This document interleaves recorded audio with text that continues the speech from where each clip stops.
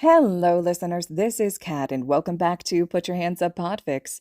This will be the continuation of State of Mind. This will be Part 5, Chapter 5, entitled Dark Storms. There was a lot to do, and not enough time in the day to do it in. Not for the first time did Yagi lament the amount of hours in the day. At the moment, he was going through Izuku's files in the teacher's offices at UA, while across from him Aizawa was watching the recordings of the students from earlier that day. The pro-hero teacher was rough around the edges, and it was clear that he did not like All Might. But the man could tell that he was a good teacher, and he was good for the kids. Yagi wondered what he thought of Izuku, but resisted the urge to ask. He knew his favoritism could be a problem. He was a teacher now, and despite Izuku being his successor, he needed to be a teacher to all of them. Despite that, Yagi continued to go through the boy's file. He had known for some time some of the challenges the boy faced, but there were more than he had thought there were, if he was dealing with all of this alone. "He is a problem child," Aizawa's voice said flatly, not looking away from his computer screen. "Excuse me?" Yagi asked, frowning. "Midoriya." Aizawa glanced up, pointing to the file held in Yagi's skeletal hands. "He's got a lot going on up there." The erasure hero tapped the side of his head with a sigh. "It seems you've taken a liking to him, though." His eyes met Yagi's. "Why?" Yagi swallowed. "I met him 10 months ago," he said, and glanced back down at the thick file. "I have been trying to help him since." Aizawa didn't answer. To be honest, that was not the answer he had been expecting. He cleared his throat. "Do you know what happened then, to cause all that?" He pointed again at the file. Yagi leaned back in his chair and shrugged. "I believe he was abused, physically and mentally, by his father. He has said in passing that his father is out of the picture now, and he's also mentioned that he rarely sees his mother." Aizawa made a noise of discontent in the back of his throat before going back to watching his computer. Yagi frowned and finished looking over the papers. The only emergency number was what Yagi recognized as the boy's own phone number, but labeled as his mom's, which implied he didn't want her to know if anything happened to him. Yagi's number was there as well, marked simply as a family friend, which touched Yagi. After a while, Yagi finished with everything that he was doing and packed up to head home, sending a text to his successor to make sure that he was all right after the events of the day. He received an answer almost immediately, reassuring the #1 hero that he was fine. Yagi sighed, pocketing his phone. He couldn't force the boy to come to him when he needed help, but he wished that the boy would lean on him more. Yagi didn't know what to do about it. Izuku was finally opening the door to his own apartment, having just finished with his therapist appointment. He had planned on doing some grocery shopping afterward, but his energy was completely spent, so instead he just ate his last juice pouch and collapsed face down on his old, abused couch. His head still hurt, though it was more manageable now. His body was tired, his mind felt exhausted, and it was weighing on him. Despite this, and despite the fact that it was getting late, Izuku found that he could not fall asleep. The yawning emptiness of his apartment was too much. He could hear people moving in the apartments around him, a couple arguing behind him, heavy thumping above him, and the sound of someone playing a much too loud video game somewhere off to his right. It was all too much, and not enough at the same time. It was then that his phone went off, with the sound of Carbuncle from Final Fantasy, the noise he set for text messages. It was Yagi, asking him if he was all right. Izuku immediately typed back that he was fine, but he hesitated before sending it. He wanted help. He wanted someone to be there for him, to take care of him. But his entire life, Izuku had only driven people away, had only ever been a nuisance, and the last thing he wanted to do was to bother his favorite person in the whole world with his dumb problems. So he hit send, and leaned back against the couch, the noises around him growing louder and louder, into a cacophony.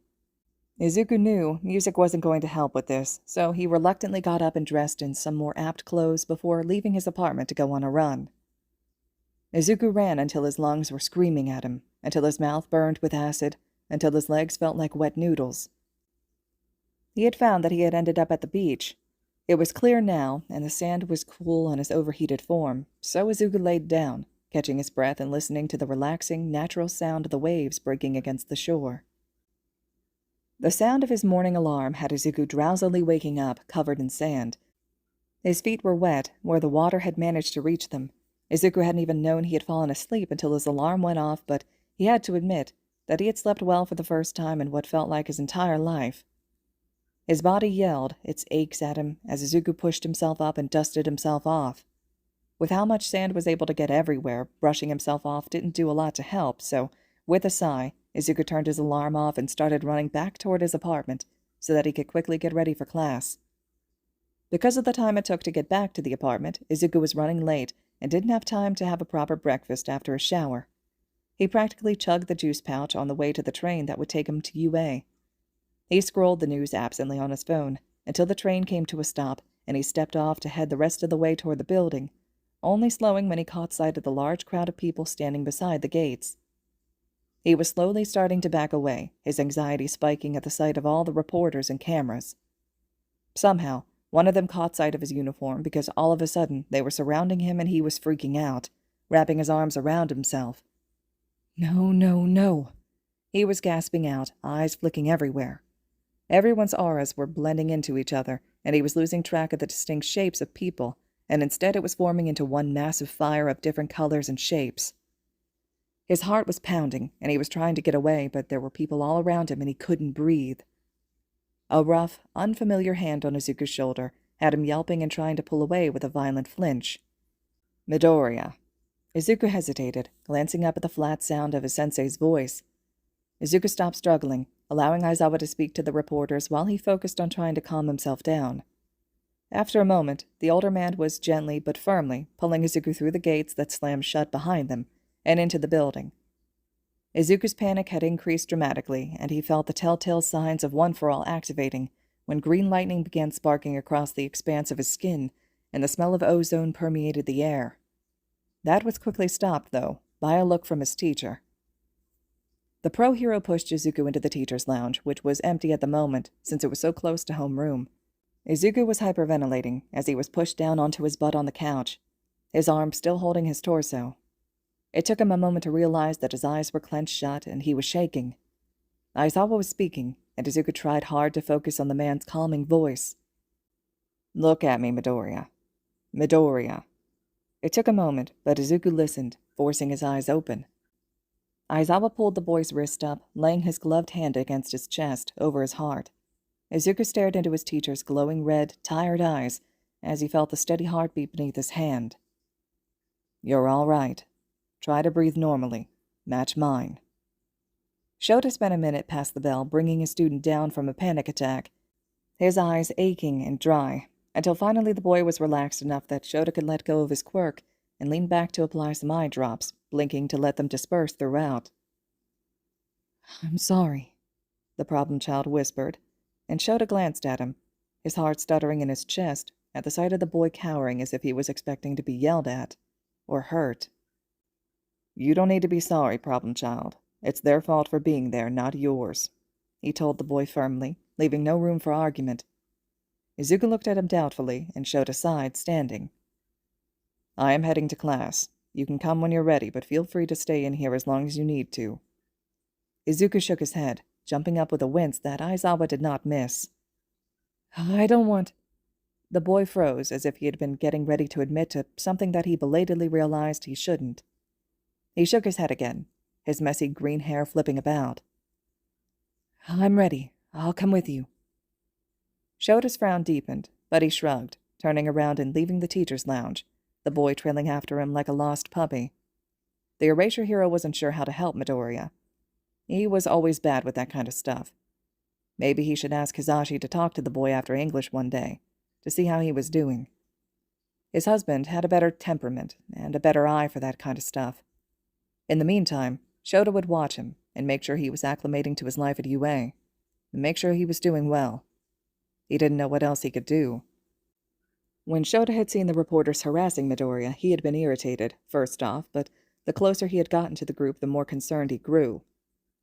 He had seen the boy's shaking form, trying unsuccessfully to back away from the reporters, and he had heard him mumbling the word no underneath his breath, which was coming much too quickly for Shota's liking. He had reached out for the boy's shoulder, as he would do to any student in that situation, but his stomach had flipped when the boy had yelped in obvious fear, trying to jerk away. Shota held on, saying his name so that he would realize it was his hand on his shoulder.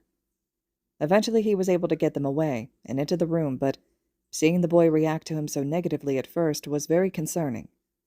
He decided it was probably something he should ask All Might more about, despite how much he didn't care for the man. When they made it back to class, Izuku filed in quietly behind Aizawa and moved to his seat, ignoring the looks from the rest of his classmates. Shota settled behind the podium. Good work on yesterday's combat training.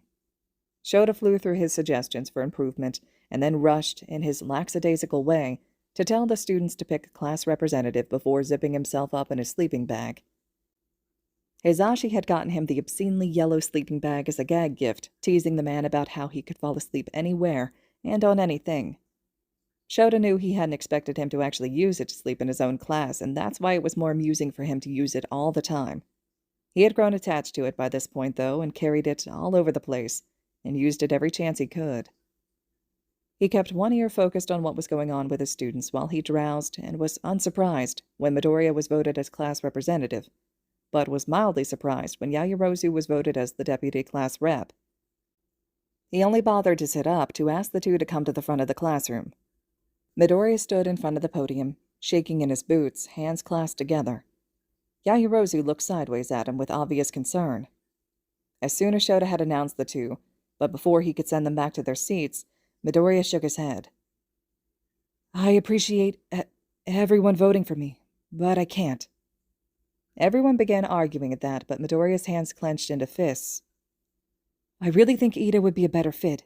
Even just now, he was able to rally the entire class to do a vote. I think he would be a great representative. There was silence for a moment, and Shota took advantage of it. Okay, Ida, you'll be class representative. Yaoyorozu will remain deputy class rep. Now back to your seats. Izuku breathed a sigh of relief at Aizawa's words, and slid back into his seat. Why didn't you want to be class rep? The boy that sat next to Izuku leaned over and asked. Izuku believed his name was Sero. I am not a very good leader, or very confident, Izuku explained, resisting the urge to take his gloves off so that he could scratch at his fingernails. Sero nodded at that, accepting that as an explanation just as the bell rang. Izuku was grateful, both for the class ending and for the fact that he was that much closer to lunch. The rest of the morning classes passed less stressfully, and Izuku was finally able to calm down from his panic attack from the morning. By lunch, he was back to normal and chatting with Ida about his brother. It was strange to have people that were just there and weren't constantly scowling at him or bullying him. It was strange, not being constantly on edge, waiting for the next person to hurt him in some way. Izuku was so exhausted. He had finished his meal quickly, scarfing it down in his immense hunger. He pushed his bowl aside and laid his head in his hands. He was just closing his eyes when the alarm blared all around him. Izuku flinched, his hands forming into fists as he looked around, searching for the cause of the disruption, as his heartbeat accelerated. He had already had a panic attack today. Couldn't he get a break? Everyone was freaking out, forming into a stampede, and Ida and Uraraka were running out too, not noticing that he wasn't with them. Izuku knew he could not follow, just seeing the crowd was too much for him. And he imagined that whatever had triggered the alarm could not have been that big of a deal, and if it was a huge deal, running probably wouldn't do anything. So, Izuku stood, hugging himself, and turned to head in the opposite direction of everyone else. The teacher's lounge wasn't that far away, and, of course, empty. The teachers were probably all very busy, he assumed. Izuku closed the door gently behind him, leaned his forehead against the wood, concentrating on one of the breathing exercises that Gran Torino had taught him.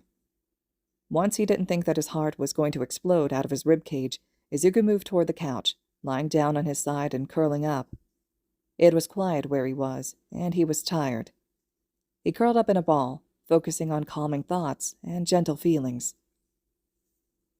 Izuku's phone woke him up, and he absently stretched so that he could reach into his pocket and retrieve it, answering it without looking and holding it to his ear. "Hello?" he muttered blearily. "Izuku!" Yagi's voice yelled, and Izuku flinched, pulling the phone away before putting it back to his ear. Glancing around, he noticed that the alarm was off. "Yagi?" he asked, trying to force himself to wake the rest of the way up. "Where are you, my boy?" The hero's voice sounded over the speaker on his phone. "Teacher's lounge. I was hiding From the chaos, he explained, suddenly feeling ashamed for being scared of what was essentially a group of his peers. I'm sorry, he whispered, pulling himself up into a sitting position. Yagi was suddenly there, bursting into the room, the door slamming against the wall. Izuku lurched back, heart seizing. Yagi was in his muscle form, appearing ruffled, but after he caught sight of Izuku safe and sound, he stepped into the room, closing the door behind him and deflating, coming to sit in front of Izuku across the coffee table. There was a security breach, and we didn't know where you were. All of the teachers were worried. Yagi sighed, leaning forward to put his head in his hands. Izuku frowned, hanging up his phone and putting it back in his pocket. He didn't believe for a second that all the teachers were worried about him. Maybe Yagi, but not everyone. He had had so many teachers, either directly or indirectly. Izuku looked down, away from Yagi, though. He was ashamed and embarrassed of himself, and he didn't know how to make Yagi understand just how much he was affected by a situation like that.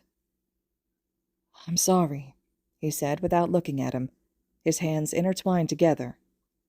Yagi sighed. We've sent everyone home because of the breach, just to be safe. The boy nodded, and Yagi fitted his hands together, laying his head on the bridge they made. My boy, I understand that. Izuku's head shot up, and Yagi's heart dropped when there were tears in his eyes. You don't understand anything.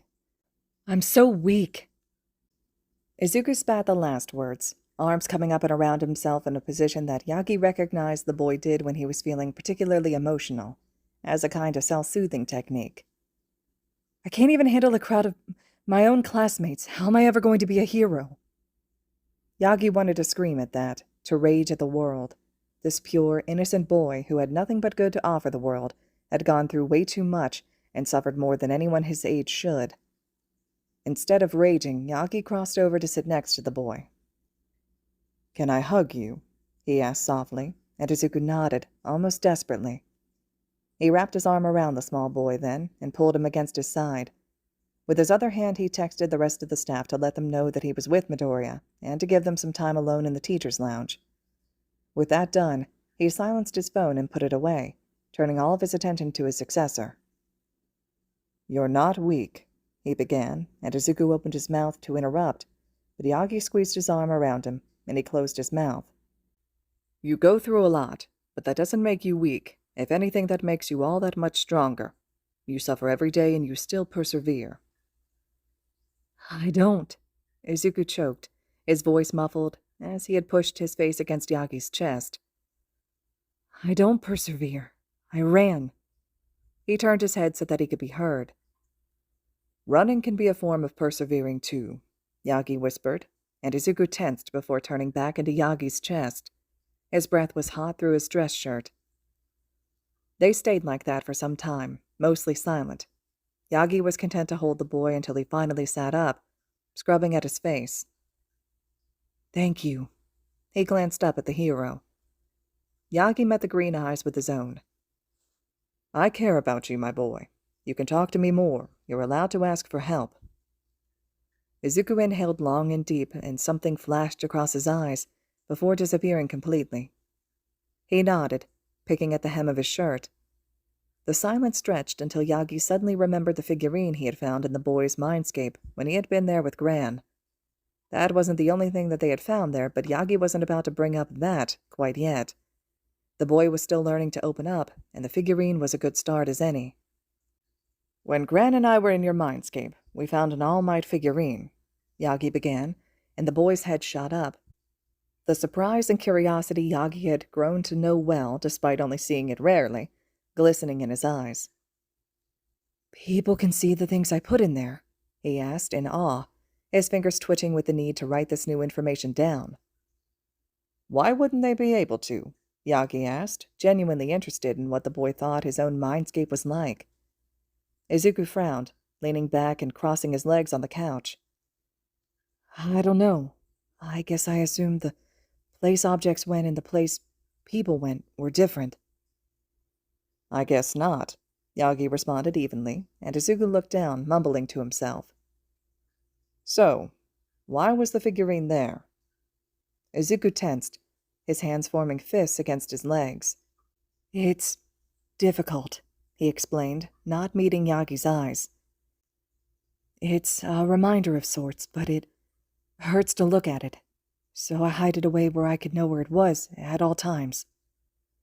Yagi pondered that information for a moment. I brought it out. I forgot to mention it to you until now. Izuku jerked, looking up with wide eyes. You took something from my mindscape. Yagi frowned but nodded. Was that bad? I didn't know that could be done, he whispered to himself. Yagi chuckled as the boy broke into another mumbling spree. Yagi decided to push him a bit more. Why does it hurt to look at it? Izuku recoiled at that, a tremor beginning in his shoulders as he drew into himself. Maybe Yagi shouldn't have said anything. Maybe he should have. I've never told anyone. Not even my therapist. Izuku gasped, clutching his torso again. You don't have to tell me if you're not ready, Yagi murmured, almost afraid of whatever Izuku was thinking about. Izuku shook his head, and then he began. Izuku was crying. He was standing in the door of his bedroom, and he was crying silently. Izuku had mastered the art of crying silently by the time he was 4, and now he was 6, older, and crying without making a single sound was second nature by now. Big fat tears were streaming down his pudgy cheeks as his father screamed, a whirlwind of anger going through his bedroom. The small boy didn't understand why his father was angry, but he knew he had done something to cause it. His father had picked Izuku up early from school to bring him back to his bedroom, and now his father was screaming and throwing things, and Izuku couldn't think through the fear that had him frozen in place. He couldn't understand the harsh words leaving his father's mouth. He didn't know what was going on, or where his mother was, or why this was happening. His father looked up all of a sudden, catching sight of the crying 6-year-old, and that really made him mad. An all-might toy flung from his hand and hit the boy in the forehead. Izuku didn't cry out, but he did fall back onto his butt, holding his face. When he withdrew his hands, blood was streaming down his face and over his left eye.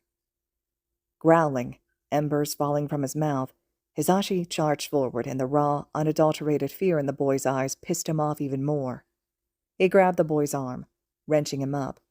With the other hand, he grabbed the stupid All Might toy, now stained with blood, and thrust it into the boy's shaking hands. It's your fault, the man snarled, flames licking at the inside of his mouth. This is all your fault that I'm like this. Izuku's arm was wrenched even more, and he had to bite the inside of his cheek to keep from screaming. He knew that if he did, his father would only get even more angry. You're quirkless. You're worthless, his father continued spitefully, and Izuku could not stop himself from hyperventilating now, and his father screamed, twisting his arm even more. We were happy before you were born, boy. Why did you have to ruin everything? The man twisted and yanked his arm to emphasize his point, and then there was an audible crack, and Izuku screamed. A strike of realization went through Hisashi's chest before he shoved Izuku down and left, slamming the door behind him, his boots heavy on the wood floor. He grabbed his coat and left the apartment, leaving Izuku alone. Back in his room, Izuku was screaming and crying, one arm lying uselessly beside him, and the other clutching the All Might toy to his chest, wishing that he would come save him. Eventually, after several hours of lying there alone, his mom came home and found him, broken and in a heap on his bedroom floor, dried tears on his face, as he stared emptily across the room.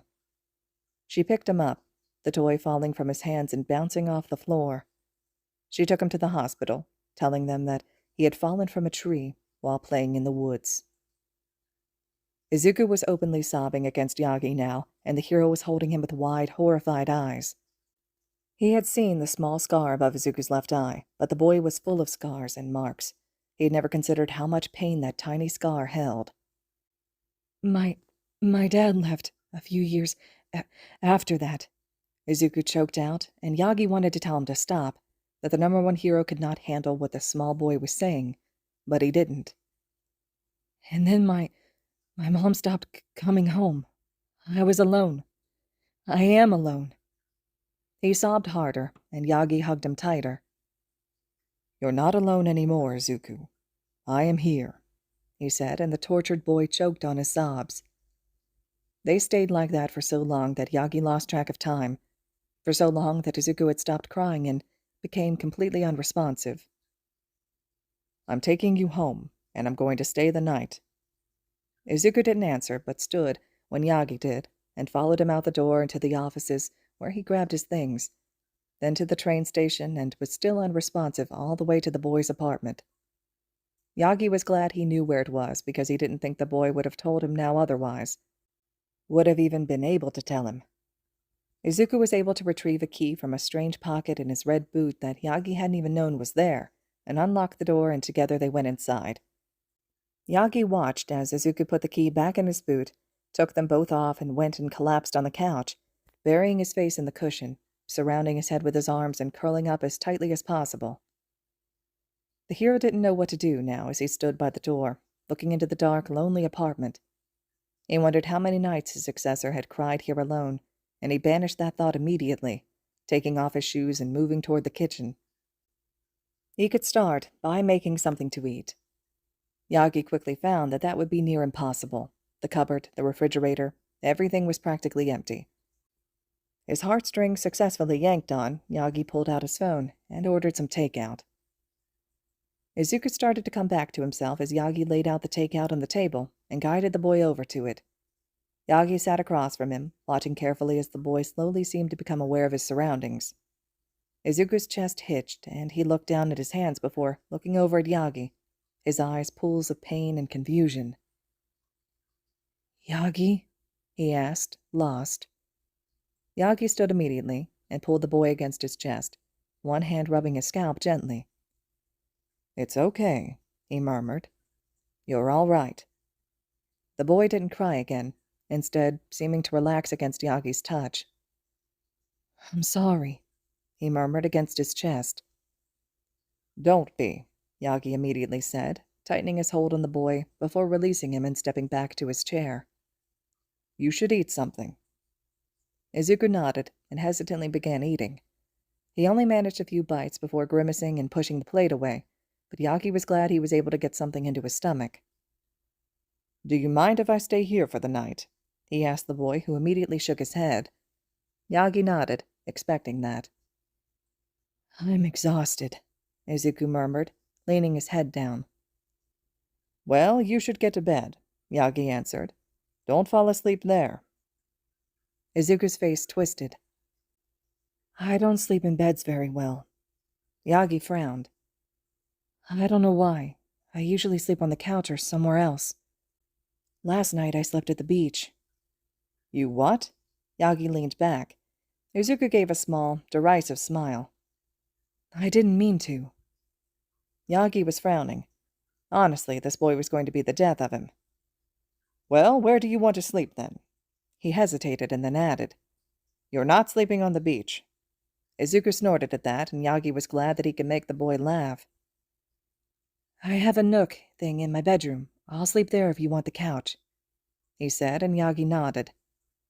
"That works." Yagi stood, clearing away the mess on the table. "You can go ahead. I'll clean this up." Izuku was standing now, but he hesitated, twisting his fingers together. "Thank you, Yagi." And wasn't that the most heartfelt thanks he had ever heard in his life? Yagi just nodded to him, not trusting his voice not to break on him. Izuku gave the smallest smile before heading down the hallway. Yagi bowed his head, the boy's earlier words echoing in his head. The story that he had told him playing out violently in his mind. That was just one short story in a whole lifetime. How many more were there? That's the question that reverberated in Yagi's mind that night as he struggled to fall asleep on Izuku's partially crushed couch. All right, listeners, this concludes Chapter 5 of State of Mind. Chapter 6 will be up next. Eager to hear your thoughts and reactions to this one. We get some more of Izuku and Aizawa bonding a bit, and a huge amount of Izuku and Yagi, so I really like how the author did this chapter up. Let me know, though, what you thought as well, and as always, thank you so much for listening.